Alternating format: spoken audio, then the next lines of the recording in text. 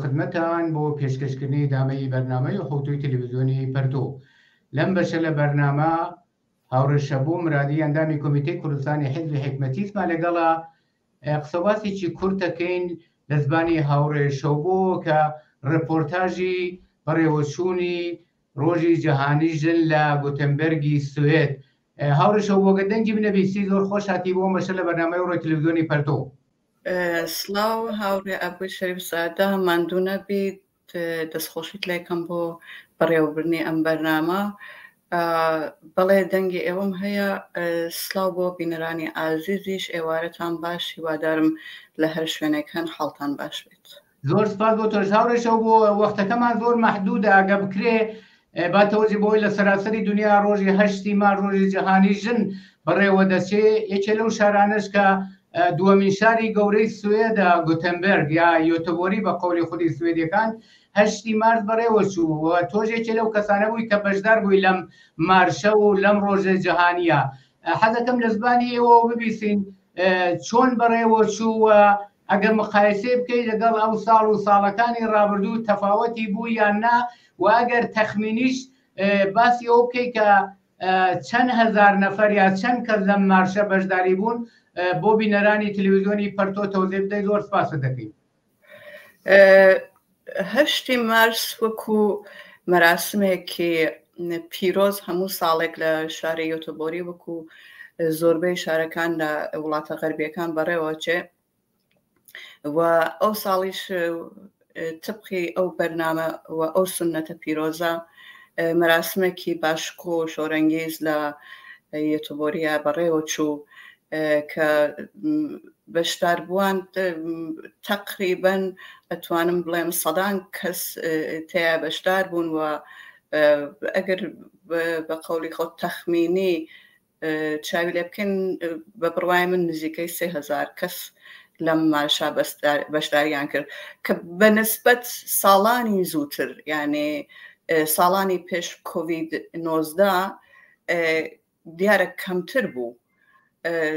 هەرچەند بەشداری 3000 کەس تعدادێکی کەم نییە، بەڵام ساڵانی زۆر پێشتر 5 ساڵ لەمەوبەر بەشداربووان زۆر زیاتر بوو تعدادیان لەوەی کە ئەمڕۆ ینی ئەو ساڵیا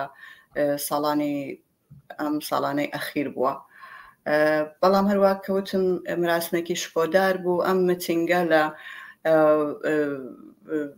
لە مرکزی شاری یۆتۆبۆریەوە لە شوێنێک بەناو گوستاڤ ئادڵستۆریەت کە سنتەری شاری یۆتۆبۆریە دەست بێ ئەکا ئێوارە لای سەعات 5:30 و ئەوانە خەڵک کۆ ئەبنەوە و بە مارش و بە ڕێپێوان ڕێئەکەون بەرەو قوتابخانەی بەرەو کتێبخانەی مرکزی چەندها کیلومترە، و هەر لە ئەگەر وەکو دیمەنێک بتوانم باسی بکەم جوانی دیمەنەکە ئەوەی کە هەر لە سنترەوە هەر لەو مرکزەوە کە ڕێپێوانەکە دەستپێکە حتاکو بەر کتێبخانەی مرکزی خەڵکە لەسەر شەقام و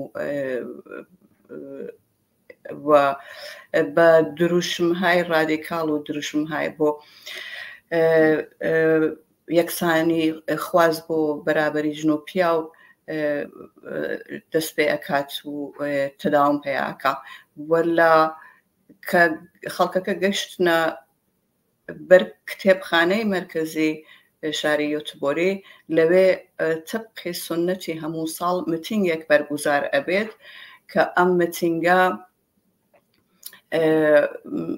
موزیکێکە کە گروپێک لە کۆمیتەی بەڕێوەبەری 8 مارس بەڕێوە ئەبا زۆر شۆرەنگێزە، زۆر جەوێکی جوان ئەدا بە مارشی 8 مارس، و ئەمجا کۆمیتەی 8 مارسە کە بەڕێوەبەری 8 مارسە ئیتر لە ئەحزاب و سازمانهای جۆرواجۆری چەپ بە تایبەت چەند نەفەرێ هەڵەبژێرێت بۆ قسە و باس لەسەر ڕۆژی ژن و لەسەر بە تایبەتی ئەوزاعی ئەو ڕۆی ژنان لە ئوروپا، و ئەمانە هەر کامەیان دێن بۆ خۆیان ئەو باس و بابەتانەی کە گرنگە ئەیخەنە بە چاوی ئەو خەڵکەکە لەوێن و لەسەری باس ئەکرێت.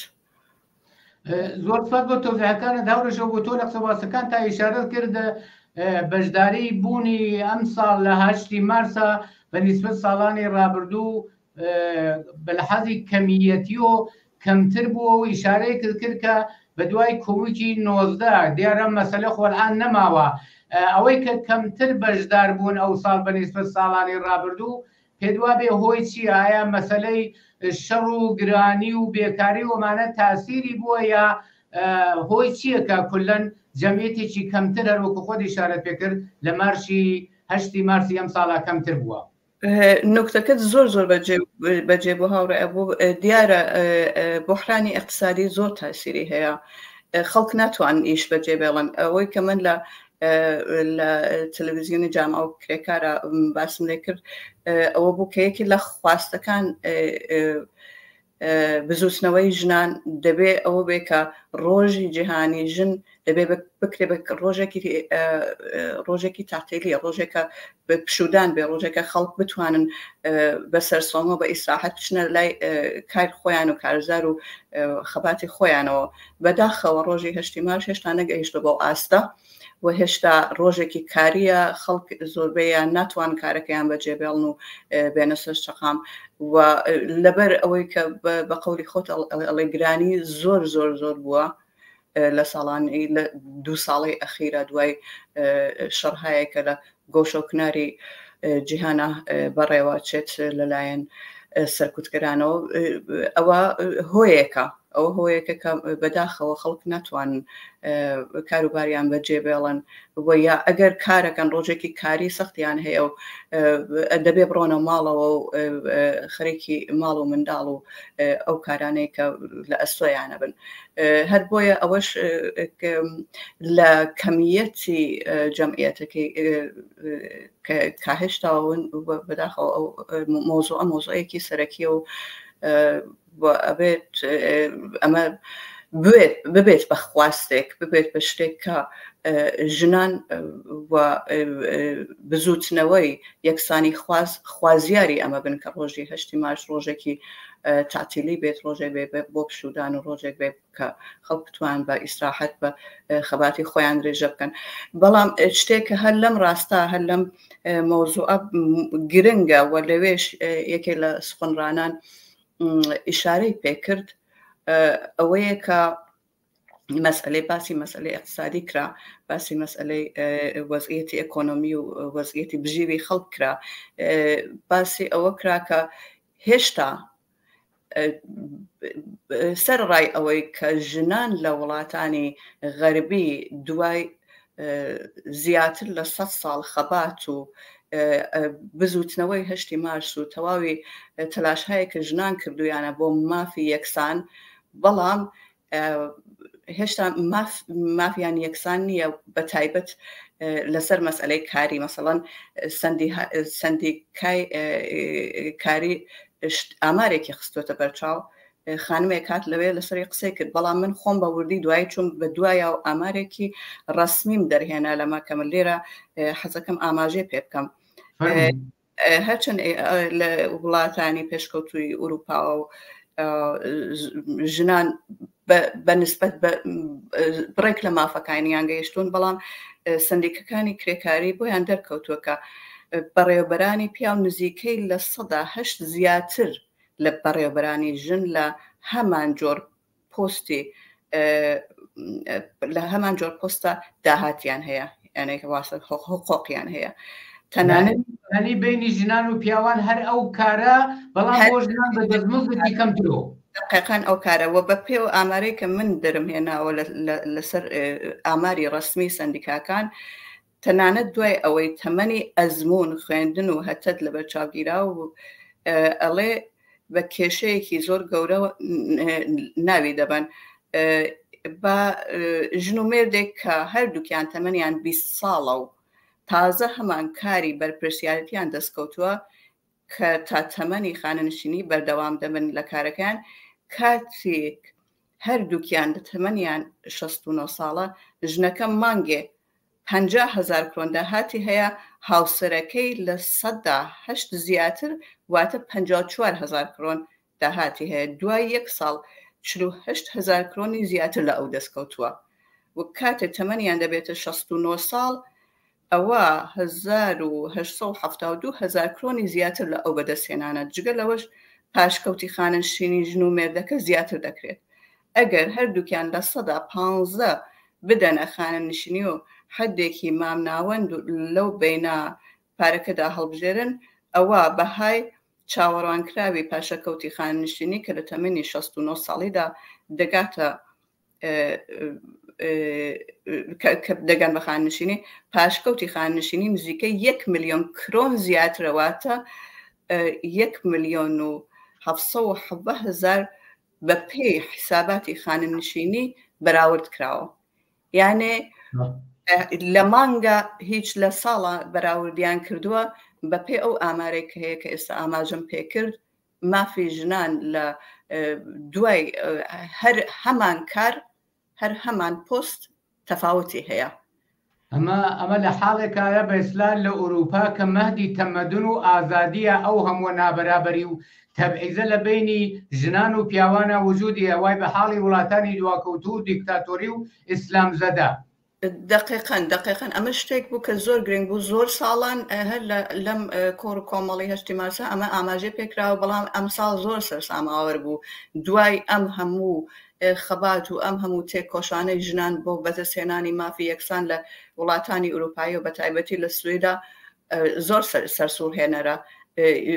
بە شتێکی گرنگەوە ئەبێ لەسەری کۆڵدرێتەوە. و یەکێک لە شتەکانیش کە ئاماژەی پێ ئەدرێ هەموو ساڵێ، بەڵام ئەم ساڵیش کەوتە بەرچاو لەلایەن ئەو کەسانێک کە قسەیانە کرد لە میتینگەکە، ئەوەی کە خشونەتی خانگی لە ئوروپا زۆر ناکەوێتە بەرچاو، بەڵام هەیە زۆریشە. یعنی لێدان و کوشتن و بڕێنی ژنان لە ماڵەوە هەیە. ژنانێک کە بە پێ معزوراتێک کە هەیەە ناتوان دەری بڕن، ناتوان بە پۆلیس مراجعەکەن، کچانێکە بە تایبەتی لە بناماڵەهایەکی کە مهاجرەتیان کردووە هاتوون بۆ سوئید بە تایبەتی لەوە ناو دەبرێت. بەڵام لە خودی ئوروپایەکانیشە، لە خودی سوئیدەکانیشە، لە ناو ماڵی خودی سوئیدەکانیشە ئەم خشونەتە دژە ژنە هەر هەیە، ئەم ژنستێزیە هەر هەیە. و ئەوەی کە بە ئامار و ئەرقام ناو ئەبرێ، بەڵام نیوەی بەرچاو نییە، نیوەی دیار نییە، چونکە ژنان چاویان ئەترسێت لەوەی کە بڕۆن مراجعەکەن بە پۆلیس و ئەم خشونەتە دەرخەن. لە نەتیجا ئەو دیمەنە جوانە کە لە ئوروپا ئەدرێت، ئەو دیمەنە جوانە کە لە ماف و ئازادیەکانی ژنان لە ئوروپا ئەدرێت و لە وڵاتانی خاوەرمیانە باسی لێ ئەکرێ ئای ژنێکە چوە ئوروپا ئازاد و ئای ژنێکە چوە ئوروپا مافی وایە و مافی ئەمەیە و مناڵداری وایە و لە حقوقی باش بەرخوردارە. و بەڕاستی ناوەڕۆکەکەی وانە ناوڕۆکەکەی وانیەوە ڕێگایەکی زۆر زۆر دوور و درێژمان دەبەرە بۆ لە ناوبرنی ئەم بێمافیە هەتا بگەین بە یەکسانی ژن و پیاو. زۆر سپاس هاوڕێشەوە بۆ تەودەکانە، چون وەختەکەمان زۆر مەحدودە، منیدی پرسیار ناکەم، بەڵام ئەگەر شتێک نەمپرسی بێ یاخۆت حەزەکەی باسی بکەی کەمتر لە 1 دقیقە وەختمانە دەفەرموو. شتێکی کە ئەوەی کە ئاماژەم پێ نەکرد لە تێمی 8 مارسی ئەو ساڵ